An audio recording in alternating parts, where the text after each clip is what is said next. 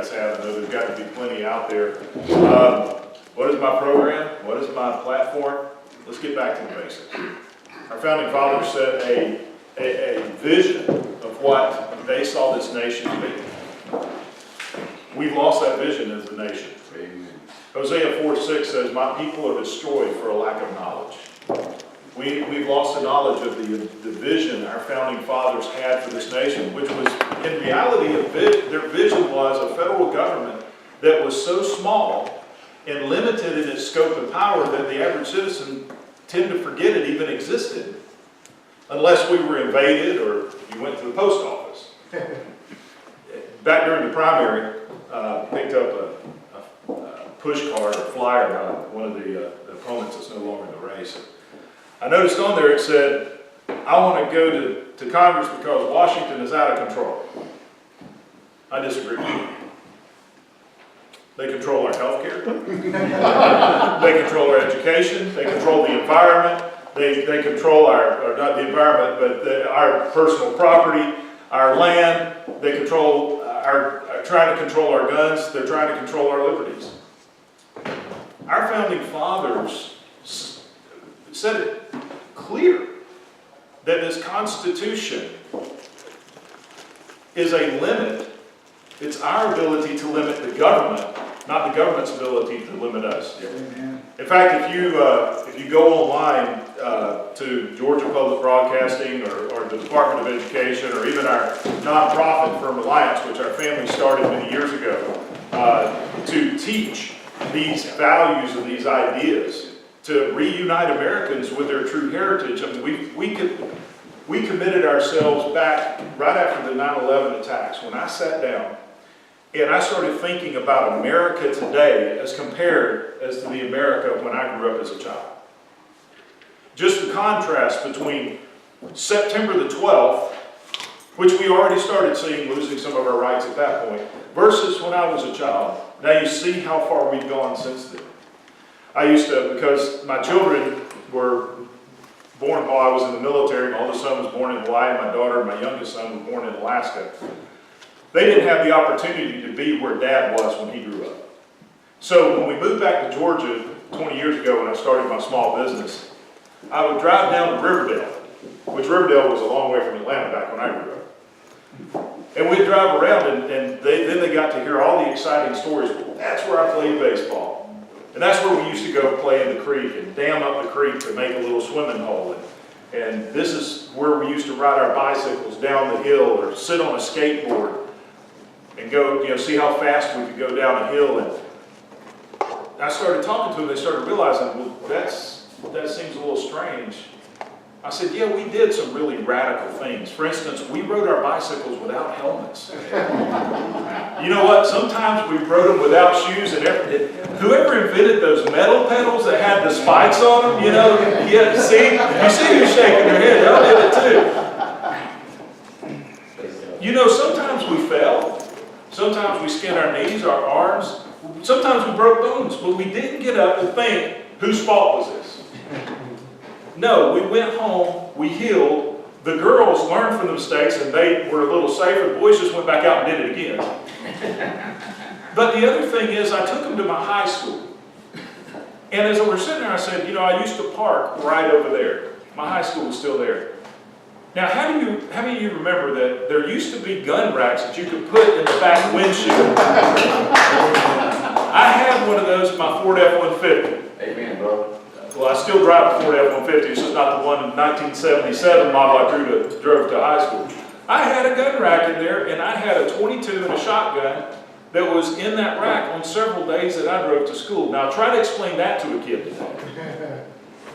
You point a finger, somebody's going to jail.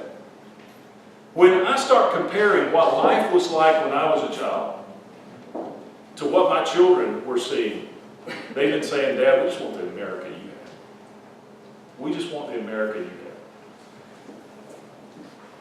have. I realized that in their lives, they needed to know what America was supposed to be like. And we also realized that other people needed to be reunited with their heritage. So we started this nonprofit. We started teaching the Constitution. We started teaching the ideas of the Founding Fathers. Met people like Richard Gruder, who was doing the same thing. We met others, David Barton from Wall Builders, and others who were teaching these ideas and principles, realized, hey, there's more going on than just what we're doing. Fortunately, 2 years ago, the Department of Education called and asked if we would do Dr. Barr said, we're not teaching the founding documents enough in our school system. I want to inspire these kids to get more engaged in what's going on in the school system. So they asked us if we would produce or write a 15-minute video. He actually asked me, will you do it? And I started thinking, the last thing a fifth grader or a high school wants to see is a state senator sitting behind a camera talking about the Constitution. So I went home and gave it to one of the smartest people in our house, my daughter. So you'll know how to engage with these kids. So we wrote, and they performed a 15-minute video, and regardless of what you hear out there, we received nothing for it. We did it for free. We received no money from anybody for it. The Department of Education said, you write it, you perform it, we'll have it filmed, and we'll make it available to everybody. I said, that's great. Can we make it available too? They said, that's fine. We just want it out there. It's called It's My Constitution. If you go on it, and it's there teaching these basic principles. The Constitution was written for us to control the government, not the government to control us. When Phil Gingrey called and told me that he was going to run for this state senate, and this seat would come open, I actually called the family. My son is a field rep for Congressman Tom Graves, so he's a government employee, works for Congress. I called him in, my daughter, my youngest son's an airborne pathfinder in the National Guard, made sure he wasn't on duty.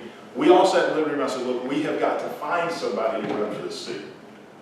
We need to go find somebody. It's one of the 20th most conservative districts in the nation.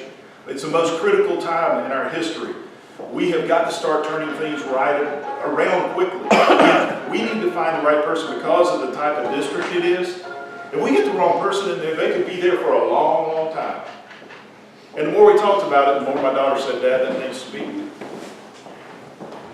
No. I'm a small business owner that's been struggling over the past several years. We've got the nonprofit. I mean, I've even been to Ukraine teaching American history. It's starting to go better. I've had a part owner in a flight school out at the Rome airport, and it's struggling. Things are starting to get better there. But I was in a very safe state senate seat where I could go down to the Capitol and stir up all the trouble. Many of y'all sat in my office down there. I don't have to worry about somebody running against me. I said, Christiana, after several years of struggling, we're finally starting to get comfortable again. And in so many words, she looked me in the eyes. After her telling me, Dad, I just want the America that you used to have. She looked at me in the eyes, she said, so God called you to be comfortable. I knew that as a father, as what I hope is a patriot, and somebody who cares about our nation, that I had a duty to do. Now, when I was in Washington, D.C. back in January, Freedom Works named me one of the top 5 most conservative candidates in the nation that's running it was a combination of House and Senate members. They called us up to Washington, and we were having a press conference, and I started talking about how, what's wrong with Washington and being out of control. And the reporter from Roll Call came up to me afterwards and said, if Washington is so bad, and Congress is so out of touch with America, why do you want to come to Washington? And I said, I don't. She said, what do you mean you don't? I said, I don't want the idea of being away from my family and my business and all these things going on. I said, that isn't really appealing to me. She said, well, you're going to be the first candidate that I've ever interviewed that didn't want the office that they were running for. I said, well, let me explain to you this way. When I was in the military, and our guys got called to go into action, they preferred not to, but they went. Not for themselves, but so that somebody else could have a future that was better than what they had.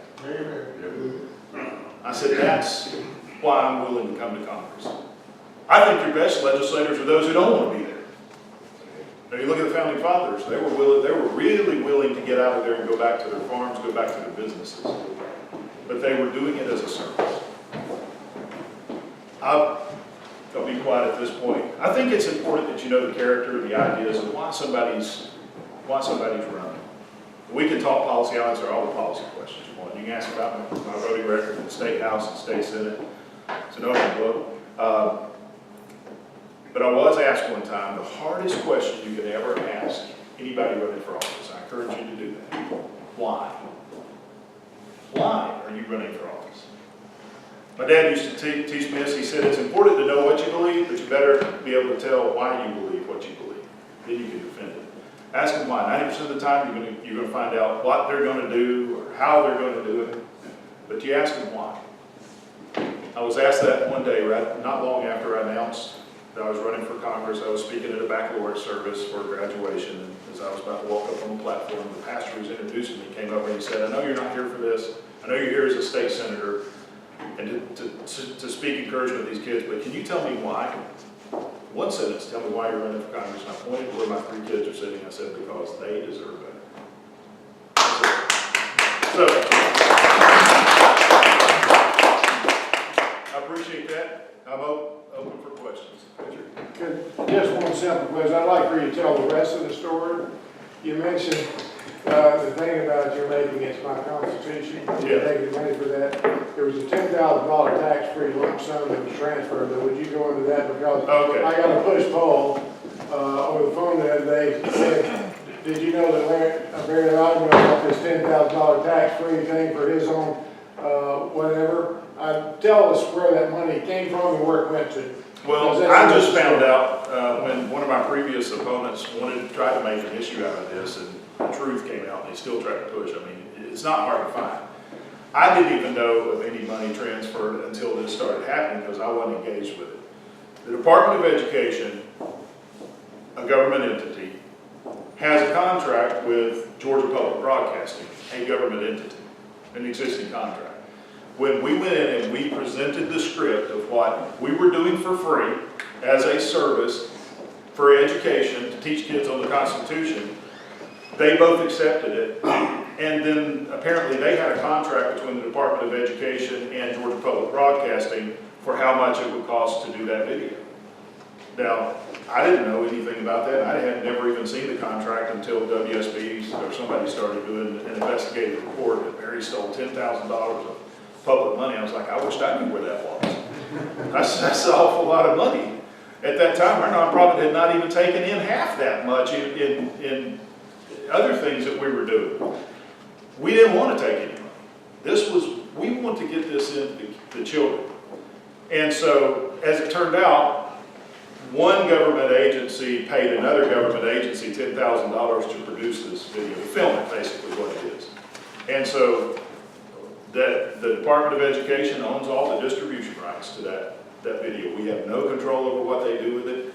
We're allowed to use it as basically public domain. The only thing you can't do is go in there and alter it or edit it. So the only money that changed hands was between the Department of Education and Georgia Public Broadcasting, which again, I didn't even know about until this came up as an issue of the primary. But when people start saying that we took money on it, they know better. They absolutely know better. Yes, sir.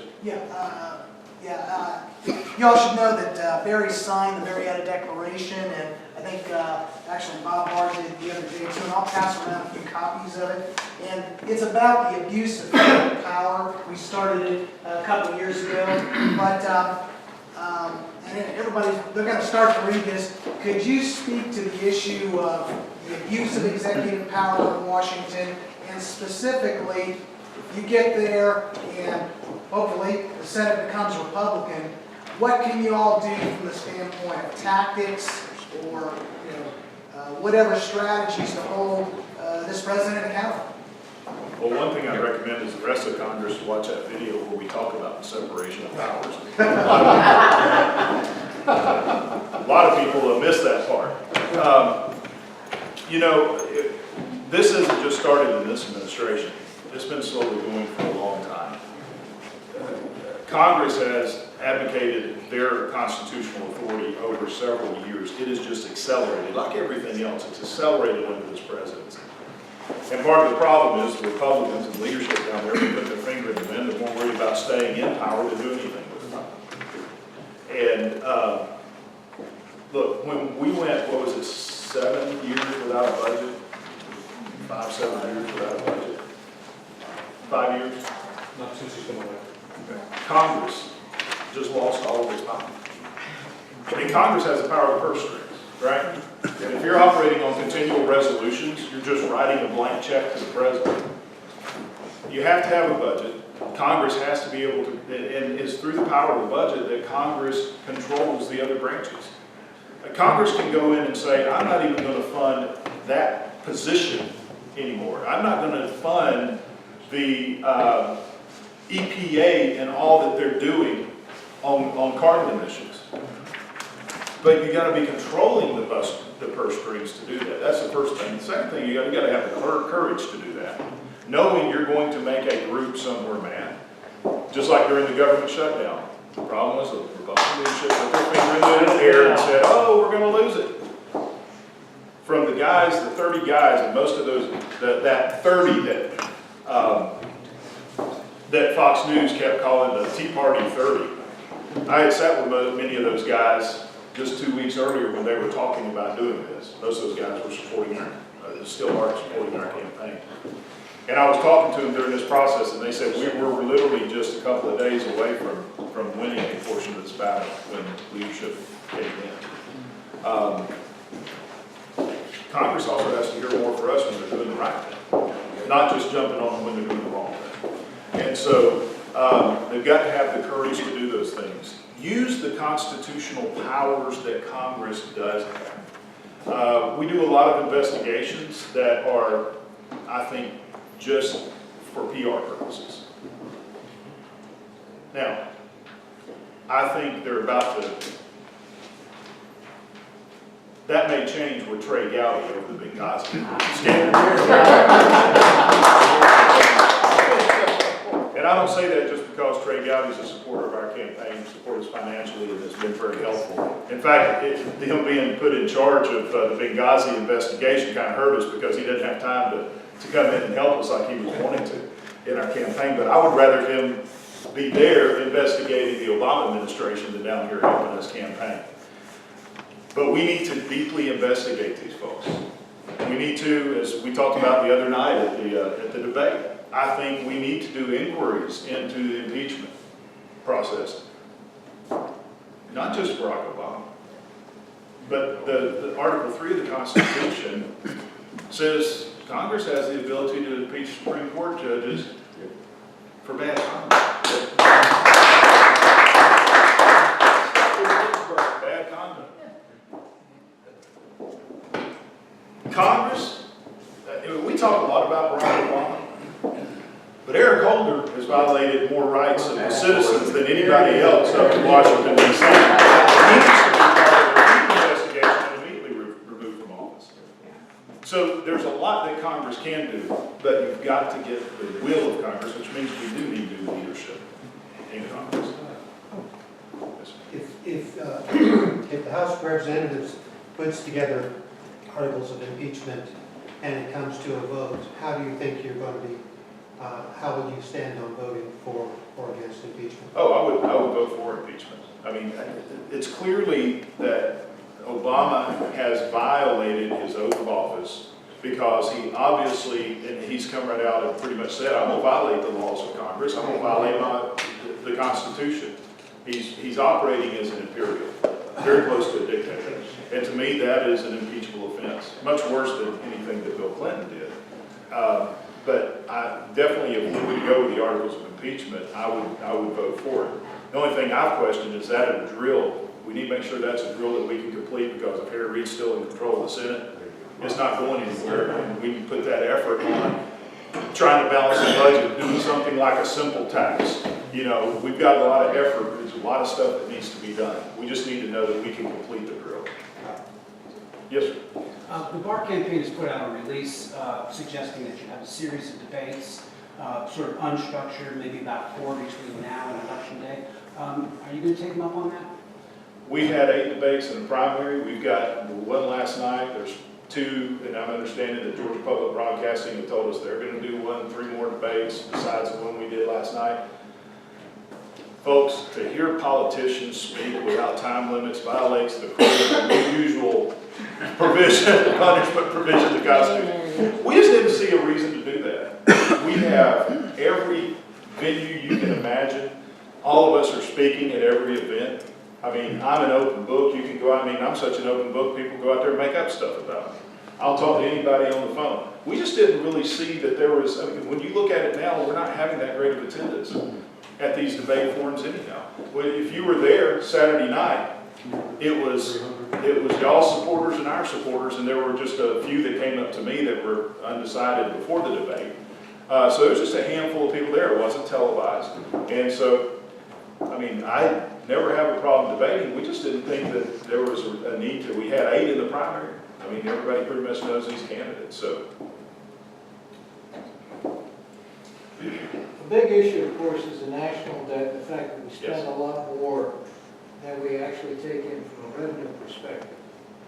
During the next Congress, we're going to come up against the national debt limit. Talk about what you It's I hate to use such elementary analogies, and it's too elementary for this group in here, but this is what I have to do out there with a live electorate. It's sort of like, when our kids were small, we'd say, don't do that, or you're going to get a spanking. I hope nobody from the ACLU is here. So, yeah, we spanked our kids. Don't do that, or I'm going to give you a spanking. Don't do that, and you never give them a spanking, then what do? They know you're all talk. When you draw a line, you got to stand by the line.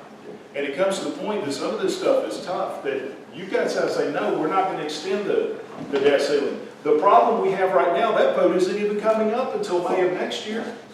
Because Boehner gave Barack Obama an unlimited, the ability to spend, to put us further in debt without any limitation. It was at that point that when people kept calling, would you vote for John Boehner for Speaker? I said, absolutely not. Absolutely not. Not at this point. He was and I say that since we came ahead in the primary, we got members of the leadership that called and said, we want to endorse your campaign. I said, absolutely. If you want to endorse our campaign, we're an open door, but there's no promises that go in there. They said, absolutely, we understand that. But sometimes you have to make those hard decisions, and I've clearly said I would vote against extending the debt ceiling. When you figure we have an $18 trillion debt, some of you heard how I explained how much $18 trillion is, but if you hadn't heard it, if you were to go back to the birth of Christ and you put $16,000 in the bank every 60 seconds, every minute since the birth of Christ, you still wouldn't have $18 trillion today. You'd have 16.9 trillion.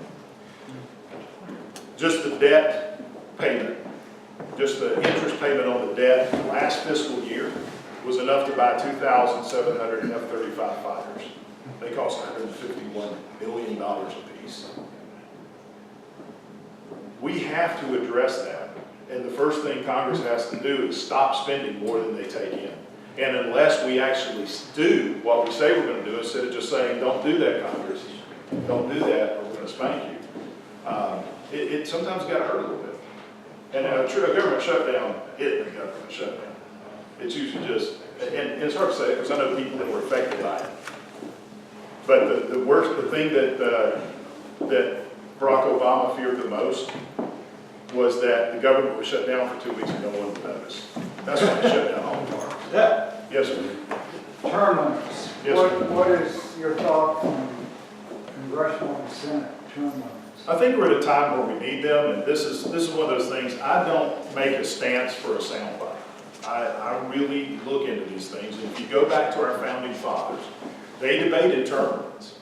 You had the Jeffersonian side who was for frequent rotation, as he called it. Then you have the Madison side, which they felt like the government telling you who you could vote for restricted your liberties by saying, no, you can't have this person. But both of them relied on the people being engaged and knowing what their elected officials are doing. We don't have the engagement today. So yes, we need term limits, and in my opinion, the debate and the discussion has to be, what is the proper term limit? The state of Arkansas instituted term limits back in 2004, 2005. They made them too short. They wish they could undo them, because what happens is they lost all the institutional knowledge of the elected representatives who represent the people, who knew where all the skeletons were, they knew how the budget process worked, they knew where the money was going. After they were gone, it empowered the appointed bureaucrats. They now run the state. So if you make your term limits, and we already have that problem in Washington, D.C., you're just going to exasperate that problem if the term limit is too short. And so, from what we've been looking at, I think a low end for the House would be 12 years. As far as a term limit, I think over time it would adjust itself, but I think 12, anything less than 12, we may be hurting ourselves. But yes, I support term limits because of those reasons. So, yes. With approach to balancing the budget, you hear people saying, oh, it's easy, you just do 1% per year thing and you'll get there, which is, in my mind, a little bit of errant sophistry there, because the thing that's growing, especially now that baby boomers are moving into retirement, the huge post-war bulge, is that Social Security and Medicare are growing to consume pretty much all the revenues you've got coming in. So have you formulated a plan, or is there a group out there that's advancing a plan to be able to address the entitlement programs so that there's even a chance of balancing the budget? Yeah. In fact, I've been working with JD over at Simple Tax, and that's some of the things that we just started talking about. And one of the issues with the fair tax is it lumps all that in with the fair tax. With the simple tax, we need to be able to have a way to separate that. And we have to come up with a plan to allow privatization. Allow my children to choose to go into a private plan, because I guarantee you, I know how much of a tightwad my daughter is when it comes to money. I guarantee you she can save for her future a whole lot better than Congress can. And so, but before you even get to that, you've got to have something to force Congress to balance this budget. It has to be a constitutional amendment.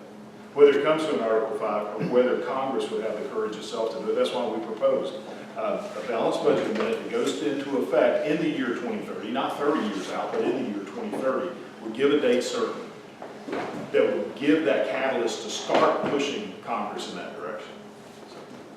So, yeah, speaking of Article 5 amendment you mentioned, I know you support it, but could you explain why you support it? well, I looked really hard into it when it first came up. I mean, I didn't want to take one side or another with that without researching it. There's enough in the Federalist Papers that I think when they talk about Article 5, make it clear that we can control that. But we've never done it before, so there's a fear factor out there involved with Article 5.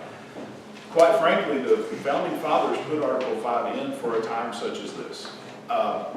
I really think by getting close to an Article 5 convention, we'll push Congress in the direction. Look, there's really two Article 5 groups out there. There's the one for the single issue balanced budget amendment, which is the one that I co-sponsored in the Senate.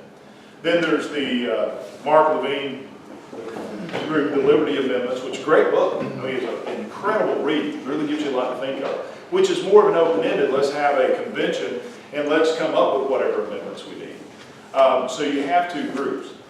From what I'm here talking to folks in Congress that are supporting doing a balanced budget amendment, Congress is afraid of losing its power. It's a bill.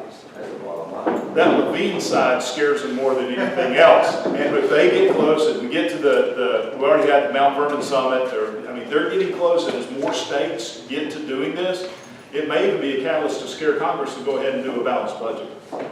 So I think that's what the catalyst is. But folks, if we don't do something, you better start running Mandarin. I'm serious. I'm concerned about our children. I'm concerned about our children's very future. That's the only reason I'm doing this. If we don't do something serious, take some serious action right away, it's over with.